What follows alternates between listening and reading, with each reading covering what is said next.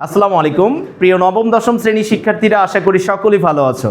যে যেখান থেকে এই টিউটোরিয়াল দেখছো সকলকে আন্তরিক অভিনন্দন এবং শুভেচ্ছা। আজকের আলোচ্য বিষয় মোস্ট ওয়ান্টেড ক্রিমিনাল একটা অধ্যায়, সেটা কি বৃত্ত। আমরা বৃত্তর খুঁটিনাটি A to Z আজকে ধীরে ধীরে ধাপে ধাপে আমরা শেষ করার চেষ্টা করব। আমরা 4টা ধাপে এই বৃত্তকে ভেঙে নিব। প্রথম, আজকের ক্লাসে বৃত্তের যত বেসিক কনসেপ্ট আছে সেগুলোকে আমরা জেনে নিব। দ্বিতীয় ক্লাসে আমরা বৃত্তের উপপাদ্যগুলো প্রমাণ করার জন্য যা যা প্রয়োজন সেই জিনিসগুলোকে দেখে নিব।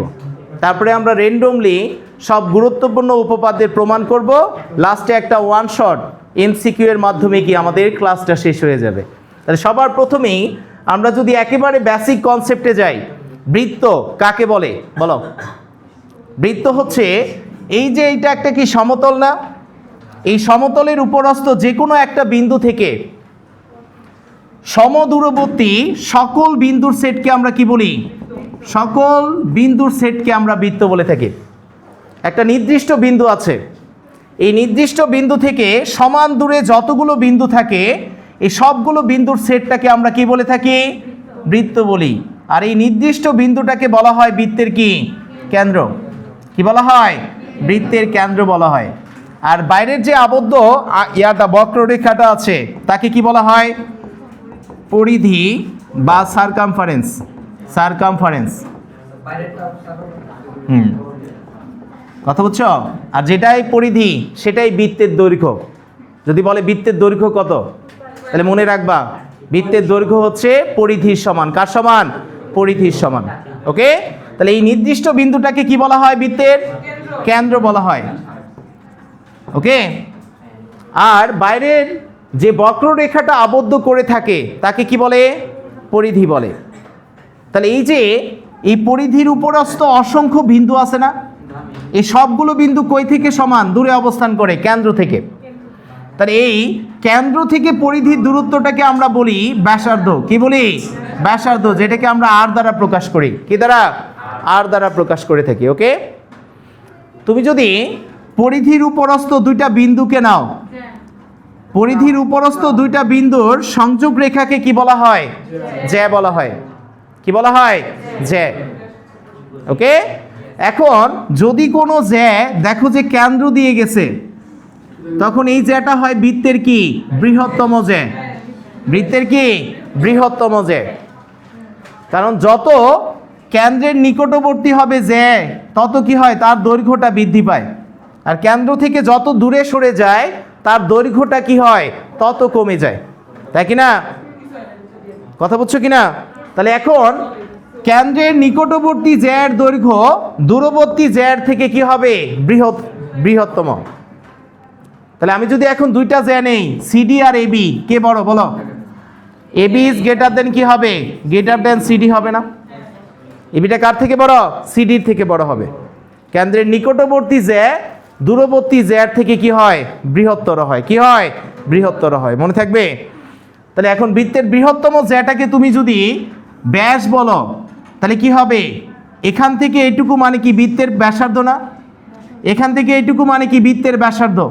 তাহলে এই পুরা ব্যাসকে আমরা ডায়ামিটারের ডি দ্বারা প্রকাশ করি। কি দ্বারা? ডায়ামিটারের ডি। আর রেডিয়াসের আর দ্বারা ব্যাসার্ধকে প্রকাশ করা হয়। ওকে, তাহলে ডায়ামিটার ডি ইকাল টু কি হবে বলো তো? ডি ইকাল টু হবে 2r, অর্থাৎ ব্যাস ব্যাসার্ধের কত গুণ?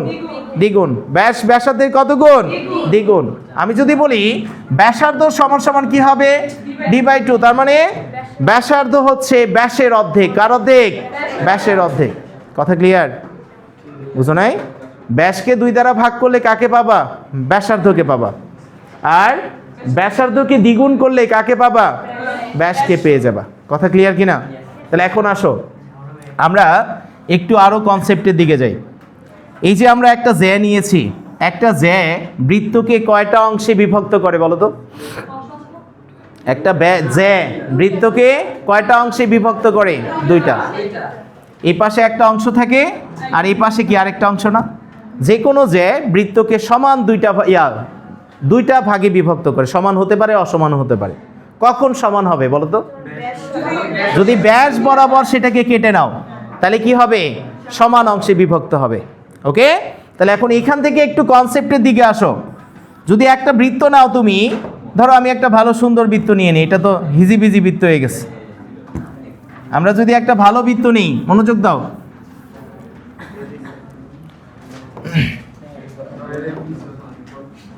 আমরা একটা বৃত্ত নিয়ে নিলাম গোলাকার। এই বৃত্তটার যদি আমরা একটু নামকরণ করি, এটার নাম কি? কেন্দ্র না? বাইরেরটার নাম কি? পরিধি। আমরা যদি এখান থেকে এই পরিধির উপরস্থ দুইটা বিন্দু নেই, তাহলে এই দুইটা বিন্দুকে আমরা এখন কেটে নিলাম, তাহলে কি এরকম একটা বক্ররেখা পাওয়া যাবে না? বক্ররেখা পাওয়া যাবে কি না? তাহলে এটা কি? পরিধির একটা টুকরা, মানে পরিধির একটা খণ্ডিত অংশ। কার খণ্ডিত অংশ? পরিধির। তাহলে চাপ কাকে বলে বলো? বৃত্তচাপ বা চাপ, দুইটা একই কথা। বৃত্তচাপ মানে এটা আবার প্রেশার না, কথা বুঝছস কি না? চাপ হলে প্রেশারে চলে যায় ফিজিক্সে, কথা বুঝছো? তাহলে এখন এই চাপ মানে বৃত্তচাপ, বৃত্তের চাপ। তাহলে বৃত্তচাপ কাকে বলবা বলো? পরিধির খণ্ডিত অংশকে চাপ বলা হয়। ওকে, তাহলে আমি যদি এখানে তাকাই, এই চাপটা যখন আমি ব্যাস বরাবর কোনো চাপকে নিব, এই ব্যাসটা কি করে? বৃত্তকে সমান দুইটা ভাগে বিভক্ত করে না? কয়টা ভাগে বিভক্ত করে? সমান দুইটা। তাহলে এই সমান ভাগে বিভক্ত হলে এই বৃত্ত চাপগুলোকে বলা হয় অর্ধবৃত্তস্থ চাপ। কি চাপ? অর্ধবৃত্তস্থ চাপ। ওকে, সমান চাপগুলোকে কি বলা হয়? অর্ধবৃত্তস্থ চাপ। আর যদি এই চাপটা কি অর্ধেকের থেকে কম না, তাহলে এটা ক্ষুদ্র। আর ক্ষুদ্র অর্থে আমরা কাকে ব্যবহার করি? উপচাপ। কাকে? উপচাপ। আর এই অংশটা কি? অর্ধেকের থেকে বেশি, তার মানে এটার নাম কি হবে? অধিচাপ। কি নাম? অধিচাপ। তাহলে উপচাপ, অধিচাপ আর অর্ধবৃত্তস্থ চাপ কি জিনিস মনে থাকবে? উপচাপ কাকে বলবা? অর্ধেকের থেকে কম দৈর্ঘ্য বিশিষ্ট চাপকে আমরা উপচাপ বলবো, কথা বুঝছো? আর অর্ধেকের থেকে বেশি হলে সেটাকে কি বলা হবে? অধিচাপ। আর অর্ধেকের সমান হলে সেটাকে কি বলা হবে? অর্ধবৃত্তস্থ চাপ। কি চাপ? অর্ধবৃত্তস্থ চাপ। কথা ক্লিয়ার? চাপের ক্লিয়ার কিনা কনসেপ্ট? চাপ দিয়ে কি চাপের প্রেসারে পড়া যাব? হ্যাঁ, আচ্ছা এখন আসো আমরা একটু লজিক্যাল জিনিসে যাই। খেয়াল করো তো একটু, সবাই অ্যান্সার করবে। আব্বু, দুটি বিন্দুগামী কয়টা বৃত্ত অঙ্কন করা যায়?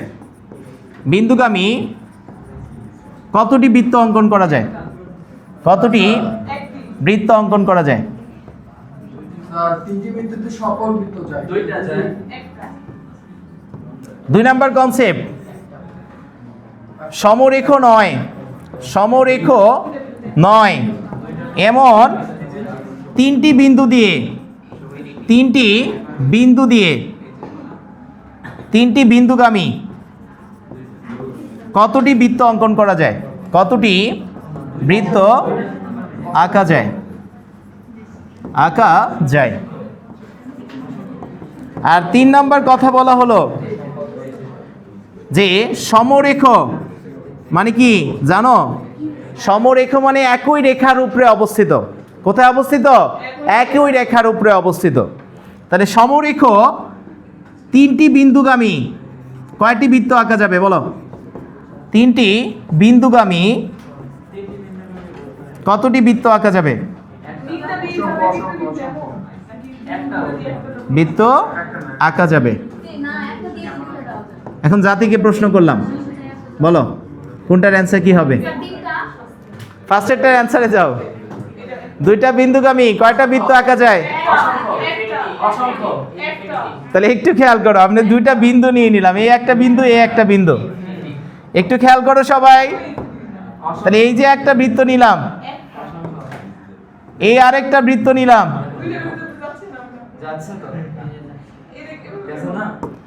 আমি যদি আরেকটা এদিক দিয়ে নেই এই পাশে, তাহলে এটা কি আরেকটা বৃত্ত না? তাহলে আমি যদি আরো একটা বিশাল বৃত্ত নেই, নিয়ে এটারে কি উপরের দিকে উঠাই দিয়ে এই দুইটা বিন্দুগামী করা যায়, যায় কি না? তাহলে যখন দুইটা বিন্দুগামী বৃত্ত বের করতে বলবে, দুইটা বিন্দুগামী আমরা কতগুলো বৃত্ত আঁকতে পারবো? অসংখ্য বৃত্ত অঙ্কন করতে পারবো। কতগুলো? অসংখ্য। মনে থাকবে? দুইটা বিন্দুগামী কয়টা বৃত্ত আঁকা যাবে? অসংখ্য বৃত্ত আঁকা যাবে। কথা ক্লিয়ার কিনা? আমি যদি 2 নাম্বার কনসেপ্টে যাই, সমরেখ নয়। সমরেখ মানে কি? একই রেখায় অবস্থিত নয়। আর সমরেখ মানে কি? একই রেখায় অবস্থিত।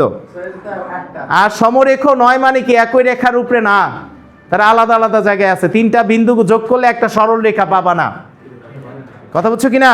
তাহলে সমরেখ নয় এমন 3টা বিন্দু আছে। তাহলে এই 3টা বিন্দুগামী তুমি কয়টা বৃত্ত আঁকতে পারবা? কয়টা? বলো, জাতি কি বলবে? এবারে কনফিউশনে পড়ে গেছে যে কি কয়ে স্যার আবার কি কয়ে বললো। আর নার্ভাস হওয়ার কিছু নেই। আমি যদি 3টা বিন্দুগামী বৃত্ত নিই, তাহলে দেখবা 3টা বিন্দুগামী সব সময় কয়টা বৃত্ত আঁকা যাবে? একটা বৃত্ত আঁকা যাবে। কয়টা বৃত্ত? একটা বৃত্ত আঁকা যাবে। 3টা রেখা একই বিন্দুতে অবস্থিত নয়। কথা বুঝছো? 3টা বিন্দু দিয়ে যাচ্ছে, এরকম কয়টা বৃত্ত আঁকতে পারবা? একটা। তাহলে অ্যান্সার কত হবে বলো? একটি। এটার ক্ষেত্রে কত হবে? অসংখ্য। কয়টি? অসংখ্য। ক্লিয়ার? এখন যদি আমি বলি সমরেখ মানে কি? 3টা বিন্দু কার উপরে অবস্থিত বলো? একটা রেখার উপরে আছে না? এরকম 3টা বিন্দু আছে একই রেখার উপরে অবস্থিত। তাহলে এই 3টা বিন্দুগামী কি কোনো বৃত্ত আঁকা যাইব? কেন যাইব না? নিলয় গো। তাহলে আমি যদি এখানে নেই, এক হচ্ছে এই 2টা বিন্দুগামী হতে পারে। আমি যদি এদিক দিয়ে নেই, 3টা বিন্দুগামী একই রেখার উপরে অবস্থিত হলে কখনোই কি তাদের দ্বারা তুমি 3টা বিন্দুগামী বৃত্ত আঁকতে পারবে না। আরেকটা হতে পারে কি? এই 2টা বিন্দুগামী হতে পারে। কোন 2টা? এই 2টা বিন্দুগামী হতে পারে, কিন্তু মাঝেরটা দিয়ে যাচ্ছে না। যাচ্ছে? তাহলে যখনই আমরা একই রেখার উপরে অবস্থিত 3টা বিন্দু পাবো, তাদেরকে আমরা কি বলে থাকি? সমরেখ বলে থাকি। কি বলে থাকি? সমরেখ। আর সমরেখ 3টা বিন্দুগামী কয়টা বৃত্ত আঁকা যাবে? একটাও না। সমরেখ সমরেখ হলে একটাও না, আর সমরেখ না হলে কয়টা? একটা। আর 2টা বিন্দুগামী কয়টা বৃত্ত আঁকা যাবে? অসংখ্য। কনসেপ্ট মনে থাকবে? ক্লিয়ার কিনা? এখন আসো আরো সামনের দিকে যাই, একটু আমরা কোণের দিকে যাই। ওকে, আমরা তো চাপ কনসেপ্ট বুঝছি। কোনো চাপের দৈর্ঘ্য যদি অর্ধেকের থেকে কম হয় তাকে কি বলা হয়?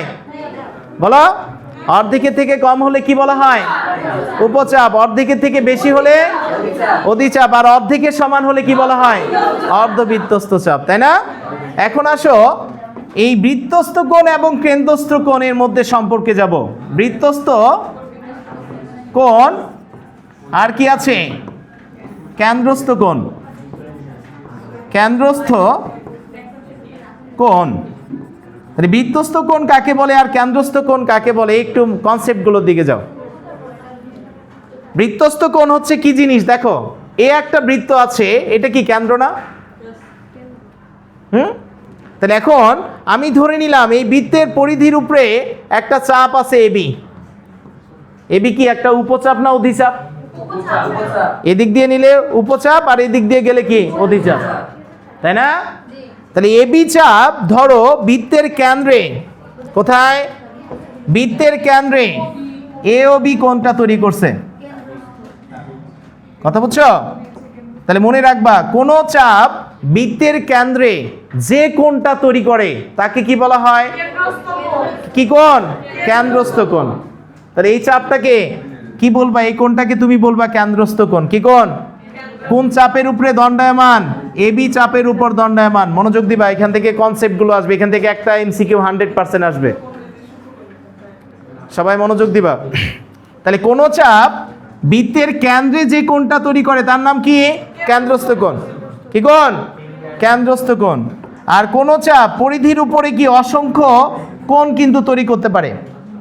তাহলে কোন চাপ পরিধির উপরে যে কোণটা তৈরি করে তাকে কি বলা হয়? তাকে বলা হয় বৃত্তস্থ কোণ। কি কোণ? বৃত্তস্থ কোণ। তাহলে এটা কি পরিধির উপরে না? তাহলে পরিধির উপরের কোণটাকে কি বলবা? বৃত্তস্থ কোণ। আর কেন্দ্রের মধ্যে যে কোণটা তৈরি করবে সেটাকে কি বলবে? কেন্দ্রস্থ কোণ। আর এই দুইটার মধ্যে একটা সম্পর্ক আছে, কথা বুঝছো কিনা? তো সম্পর্কটা কি? এই কোণটার দ্বিগুণ হয় এটা। একই চাপের উপর যদি দণ্ডায়মান হয়, এই চাপটা কি করছে? এই এবি চাপটা কেন্দ্রের মধ্যে এ ও বি কোণটা তৈরি করছে, আর পরিধির উপরে কে? এ সি বি কোণটাকে তৈরি করেছে কিনা?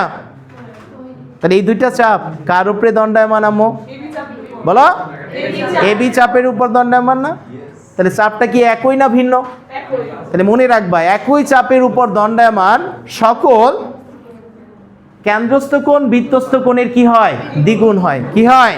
দ্বিগুণ হয়। তার মানে এটা যদি এক্স হয়, এটা কত হবে? 2x। আমি যদি এটাকে ধরি এখন 10 ডিগ্রি, এটা কত হবে? এটা যদি 100 ডিগ্রি ধরি, এটা কত হবে? 200 ডিগ্রি। কথা বুঝছো কিনা? ক্লিয়ার সবাই? বুঝছো? তাহলে একটা স্টার চিহ্ন দিয়ে লিখে নাও এটা। কেন্দ্রস্থ কোণ কাকে বলবো বুঝছো? বৃত্তস্থ কোণ কি জিনিস? একই চাপের উপর দণ্ডায়মান, লিখে ফেলো সবাই, এটা সবচেয়ে বেশি এমসিকিউ আসে। একই চাপের উপর দণ্ডায়মান সকল বৃত্তস্থ কোণ কি? একই চাপের উপর দণ্ডায়মান কেন্দ্রস্থ কোণ কার সমান বলো তো? বৃত্তস্থ কোণের দ্বিগুণের সমান। কোণের দ্বিগুণের সমান হয়, দ্বিগুণ হয়। এটা বুঝছো সবাই আব্বু? দ্বিগুণ। আরেকটা স্টার চিহ্ন দিয়ে লিখবা। একই চাপের উপর দণ্ডায়মান, একই চাপের উপর দণ্ডায়মান সকল বৃত্তস্থ কোণ কি হয়?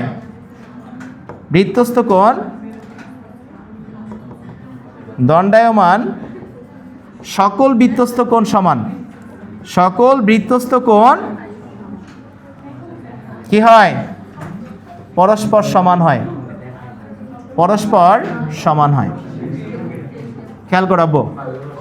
এই তাহলে একটু খেয়াল করাবো, যে চাপের দৈর্ঘ্য যত বড়, সে কি করবে? তত বড় কোণ তৈরি করবে না?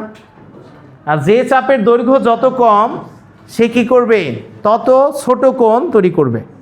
কারণ এই অ্যাঙ্গেল বা কোণটা নির্ভর করে বাহুর দৈর্ঘ্যের উপরে, কখনো নির্ভর করে না। করে?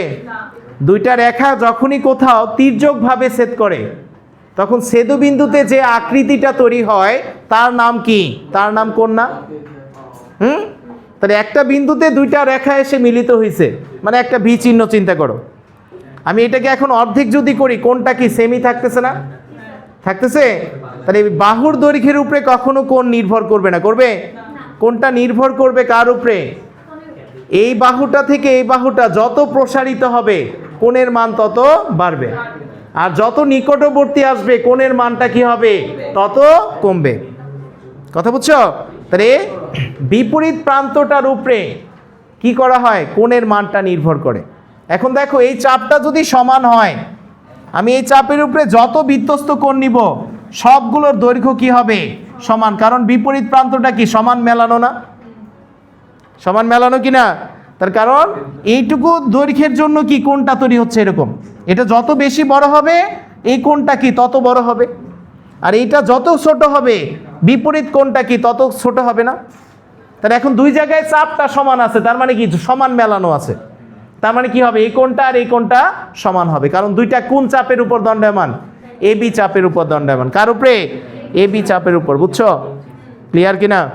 তাহলে এখন আসো, আমরা যদি আরেকটায় যাই, এই একটা চাপ আছে, এদিক থেকে এটা নিলাম, তাহলে এই সবগুলো চাপের দৈর্ঘ্য কি হবে? সমান হবে। এটা এক্স হলে এটাও এক্স, এটাও এক্স। এটা যদি 20 হয়, এটা কত হবে? এটা কত? 20। এটা 100 হলে এটা কত? 100, এটাও 100। একই চাপের উপর দণ্ডায়মান যখনই তোমার এরকম কি দেয়া থাকবে? বৃত্তস্থ কোণ দেয়া থাকবে, সবগুলো বৃত্তস্থ কোণের মান কি? সমান হবে। ওকে, বুঝতে পেরেছেন সবাই? কারো সমস্যা আছে? সমস্যা না থাকলে এখন আসেন মোস্ট ওয়ান্টেড ক্রিমিনালে চলে যাই। কোন চাপের চাপ বৃত্তের পরিধির উপর যে কোণটা তৈরি করে তাকে আমরা বৃত্তস্থ কোণ বলি। পরিধির উপরে যে কোণটা তৈরি করবে তাকে কি বলবা? বৃত্তস্থ কোণ। আর কেন্দ্রের মধ্যে যে কোণ তৈরি করে তাকে কি বলা হয়? কেন্দ্রস্থ কোণ। কথা ক্লিয়ার? এখন আসো আব্বু, এই সবাই মনোযোগ দিন। একটা চাপ আছে, একটু খেয়াল করো আব্বু। আমরা যদি একটু খেয়াল করি, এটা একটা কি? এটা একটা ব্যাস না? এটা কি ব্যাস? তাহলে যদি ব্যাসের প্রান্ত নেওয়া একটা ব্যাসের সমান যায়, এই বৃত্তকে কি সমান দুইটা ভাগে বিভক্ত করে না? তাহলে এই চাপটাকে আমরা কি বলি? এই চাপটাকে আমরা বলি অর্ধবৃত্তস্থ চাপ। কি চাপ?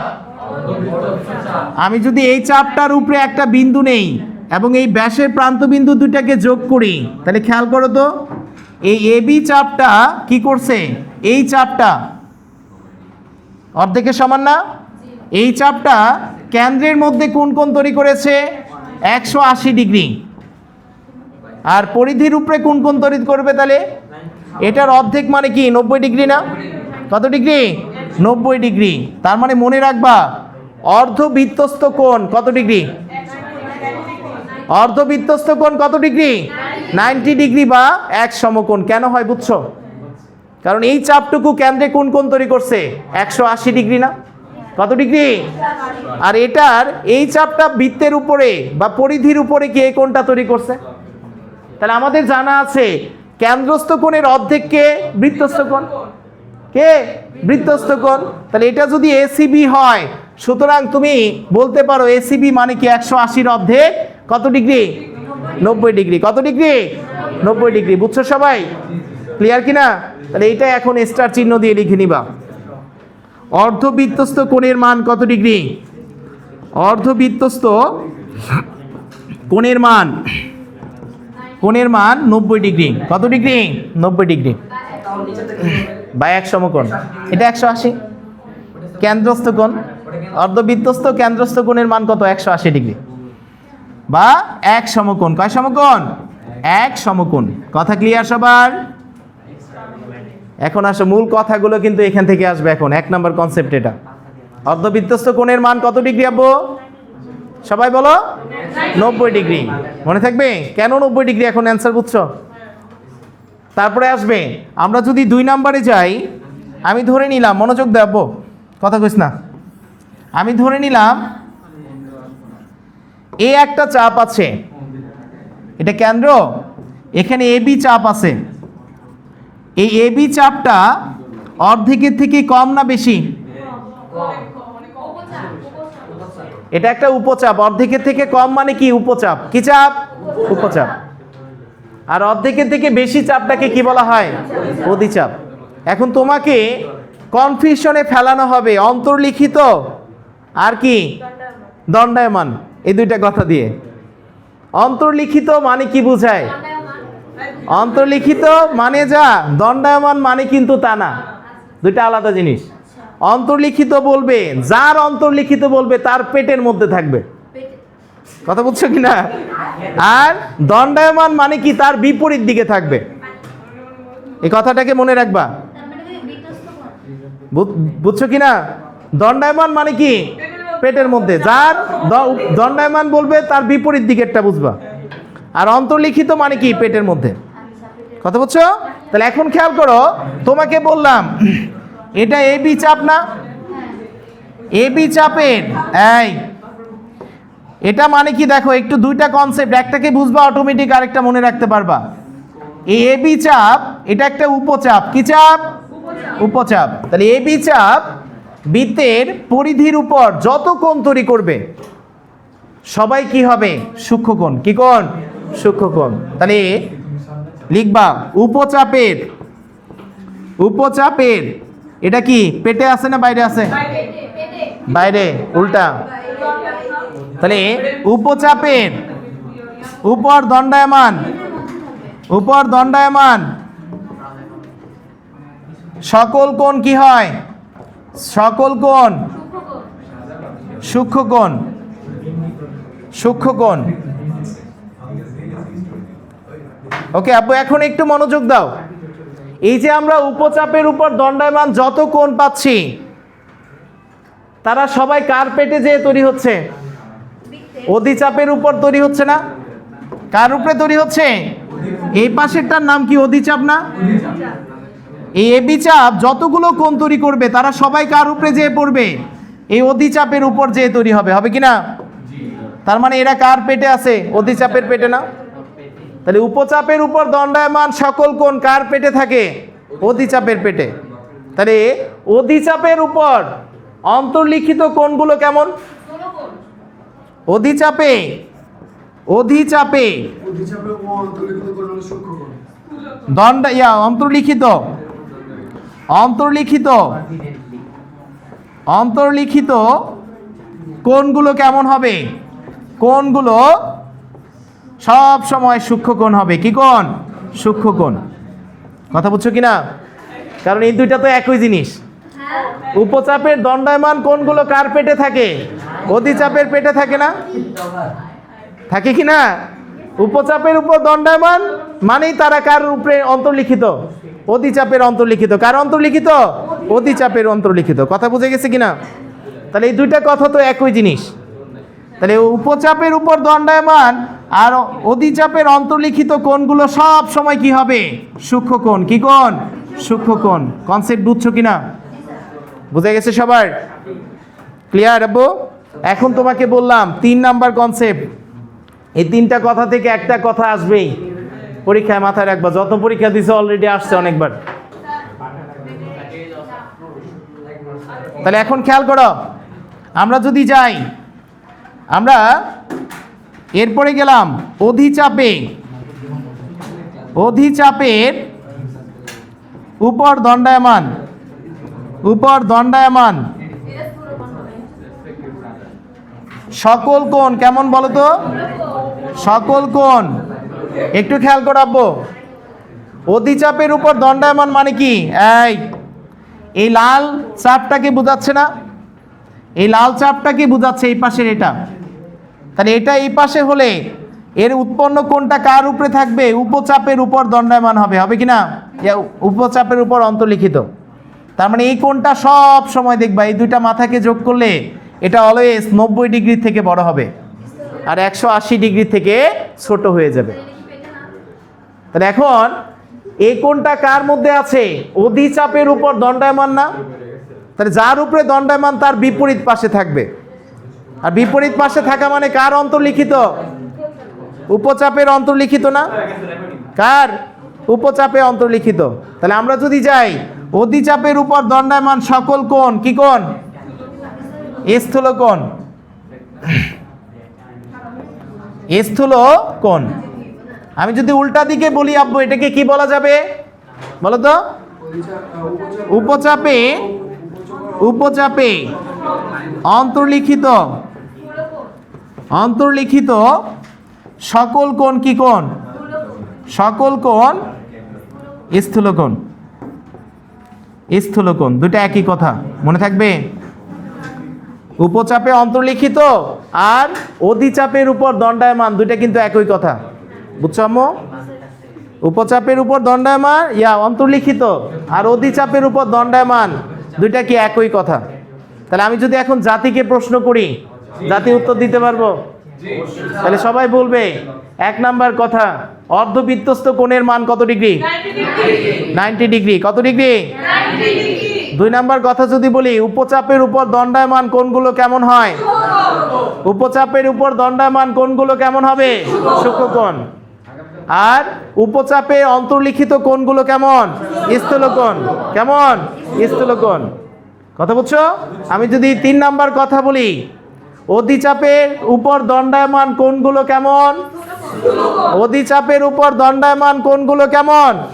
স্থূল কোণ। আর অধিচাপে অন্তর্লিখিত কোণগুলো কেমন? সূক্ষ্ম কোণ। Concept clear? বুঝতে পেরেছো? অন্তর্লিখিত মানে পেটে আর দণ্ডায়মান মানে কি? বিপরীতে। কথা ক্লিয়ার? আমি যদি সামনের দিকে যাই, রেকর্ড হচ্ছে? আচ্ছা, এখন আসো আরো সামনে যাব। কাটতাছস কি? হ্যাঁ, ওকে, আমরা এখন আসো একটু আরেকটু কনসেপ্টের দিকে যাব। সবাই মনোযোগ দাও।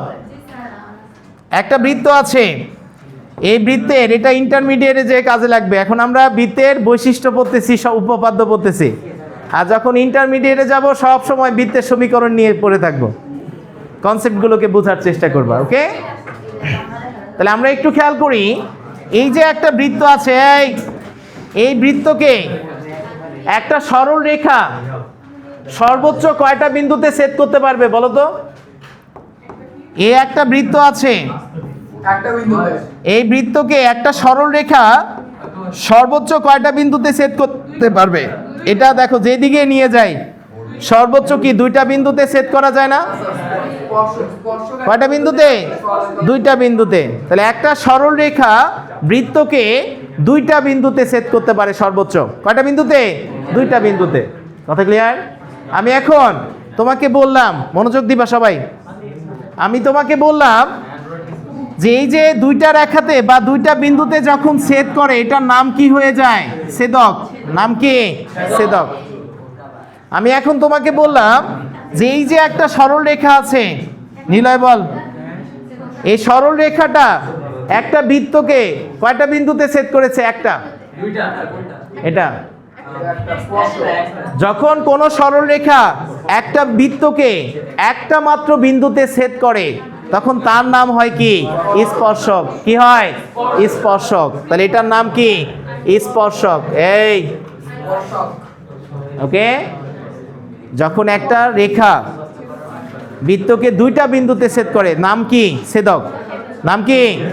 আর একটা সরল রেখা বৃত্তকে সর্বোচ্চ কয়টা বিন্দুতে ছেদ করতে পারে? দুইটা। কয়টা? দুইটা।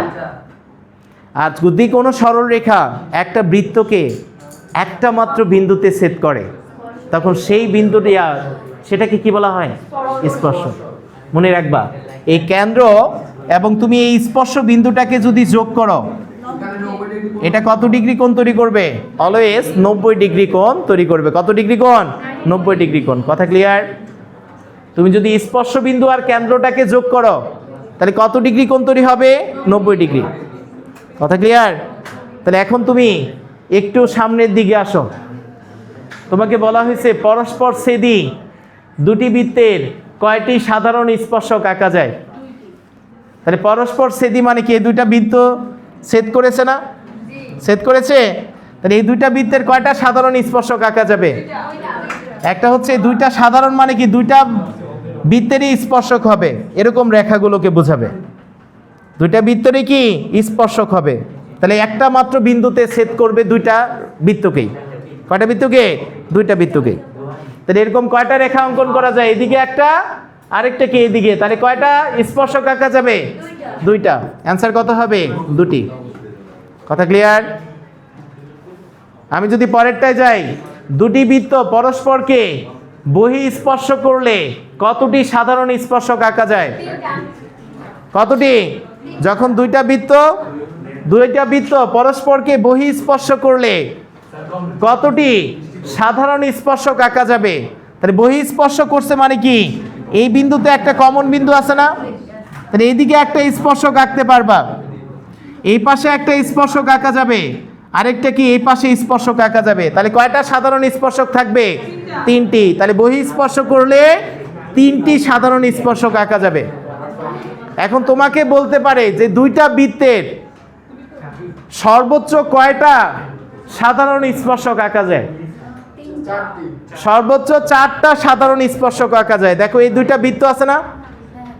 তাহলে এরকম কয়টা? একটা বৃত্তে স্পর্শক তুমি এদিক দিয়ে আঁকতে পারবা, একটা স্পর্শক কি এদিক দিয়ে আঁকতে পারবা, একটা এদিক দিয়ে আরেকটা এদিক দিয়ে। সব সময় বাইরে দিয়ে যাবে, মানে ভেতরে ঢুকলেই তো দুইটা বিন্দুতে ছেদ করবে, ছেদক হয়ে যাবে।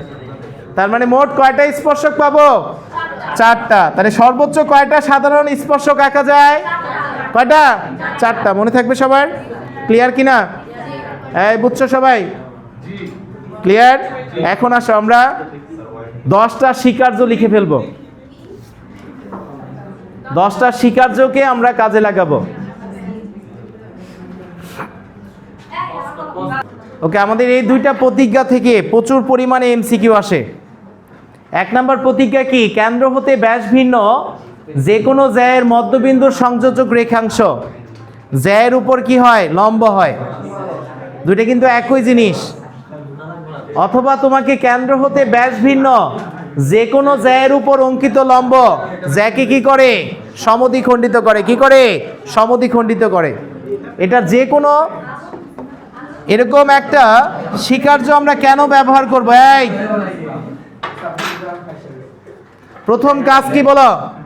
আমরা যদি এটা একটা বৃত্ত নেই, তোমাকে এরকম একটা এখানে দিবে, জ্যা দিবে। ধরো এই জ্যাটার দৈর্ঘ্য হচ্ছে কত? এটা দৈর্ঘ্য দেয়া আছে 8 সেন্টিমিটার। তোমাকে এখন বলবে এখান থেকে এটার উপরে লম্ব আঁকছো, এই লম্বটার দূরত্ব দেয়া আছে 3 সেন্টিমিটার। তোমাকে এখন বলল এই বৃত্তের ব্যাসার্ধ কত? এটা অসংখ্যবার বোর্ডে আসে। এই বৃত্তের ব্যাসার্ধ কত বের করে দাও। তাহলে এখানে তোমাকে মনে রাখতে হবে এই লজিকটাকে, যে কেন্দ্র থেকে যে কোনো জ্যায়ের উপর অঙ্কিত লম্ব জ্যাটাকে কি করে? সমান 2 ভাগে ভাগ করে। অর্থাৎ এদিকে যতটুকু এদিকে কি হবে? ততটুকু হবে। কথা বুঝে গেছে? তাহলে এই পুরাটা যদি 8 হয়, এদিকে আছে 4 সেন্টিমিটার, এই পাশে কত? 4 সেন্টিমিটার না? তাহলে ব্যাসার্ধ কাকে বলে? কেন্দ্র থেকে পরিধির দূরত্বকে আমরা ব্যাসার্ধ বলি না? তাহলে এখান থেকে এটুকু দূরত্বকে আমরা ব্যাসার্ধ বলতে পারি। তাহলে এখন বলো তো, এটা একটা সমকোণী ত্রিভুজ না? কি ত্রিভুজ? সমকোণী ত্রিভুজ। তাহলে সমকোণী ত্রিভুজের ভূমি জানা আছে, লম্ব জানা আছে, অতিভুজ বের করা যাবে না? পিথাগোরাস দাদু কি সারা জীবন ধরে এটাই শিখাই গেছে, অতিভুজ কেমনে বাইর করা লাগে, তাই কি না? তাহলে অতিভুজ কেমনে বাইরেব? √, ভূমি স্কোয়ার প্লাস কি লম্ব স্কোয়ার। আর এটা করাও লাগবে না, ডিরেক্ট বলবি 3 4 হলে অতিভুজ কত? 5। ডিরেক্ট 3টা বাহুর অনুপাত মনে রাখো, তোমাদের ম্যাক্সিমাম টাইমে 3টা বাহুর অনুপাতই দেয়। 1 নাম্বার, যদি সমদ্বিবাহু ত্রিভুজ হয় তাহলে a√2 হয় অতিভুজ। কথা বলছো কি না? লম্ব আর ভূমি যদি কখনো এরকম হয় এ আর এ, তাহলে অতিভুজ হবে কি? a√2। আমি যদি এটা দিই 2 2, তাহলে এটা কত হবে? 2√2। এরকম যে কোনো বাহু দেয়া থাকতে পারে। আমি এখানে যদি 3 নেই, 4 নেই, অতিভুজ কত হবে? 5। এটার গুণিতক যত আছে 2 দ্বারা গুণ করে, 3 দ্বারা গুণ করে, যে কোনো সংখ্যা দ্বারা গুণ করে যত গুণিতক পাবা তারা সবাই কি দিবে? অলওয়েজ সমকোণী ত্রিভুজ দিবে। কি ত্রিভুজ? সমকোণী ত্রিভুজ। এই কথা বুঝছো কিনা? আরেকটা ত্রিভুজ আছে, কত বলো? আমি যদি এখন 6 নেই, এখানে 8, আর এখানে কত হবে? 10। এখানে যদি 15 নেই, তাহলে কত হবে? 20, আর এখানে কত? 25। তাহলে এরা কি হবে? এই বাহুগুলোর অনুপাত মনে রাখলে তুমি দেখা মাত্রই খুব সহজেই অতিভুজগুলোকে বের করতে পারবে। অথবা অতিভুজ আর ভূমি জানা আছে, আরেকটা কত হবে বের করতে পারবা। এগুলো আসছে কই থেকে আব্বু? আফরিন, কই থেকে আসছে? এই বাহুর অনুপাত থেকে আসছে। কথা বুঝছো? এখন তোমাকে দিলাম আরেকটা বাহু আছে, 5 12 হলে অতিভুজ কত? 13। 5 12 হলে অতিভুজ কত? 13। কথা বুঝছো? আরেকটা কি? 5 24 আর কত? 25। তাহলে এগুলো দিয়ে খুব সহজেই তুমি বের করে নিয়ে আসতে পারবে। তাহলে এই কনসেপ্টগুলো তোমাকে মনে রাখতে হবে। কথা বুঝছো? তাহলে আজকে এই পর্যন্ত থাক। আগামী ক্লাসে আমরা পরবর্তী লেকচারের দিকে যাব। ওকে, সবাই আজকে যা কিছু পড়াইলাম সবগুলো ভালো মতো মেমোরাইজ করে লিখে নিয়ে আসবে কালকে। কালকের ক্লাসটা হবে বৃত্তের সবচেয়ে আকর্ষণীয় ক্লাস।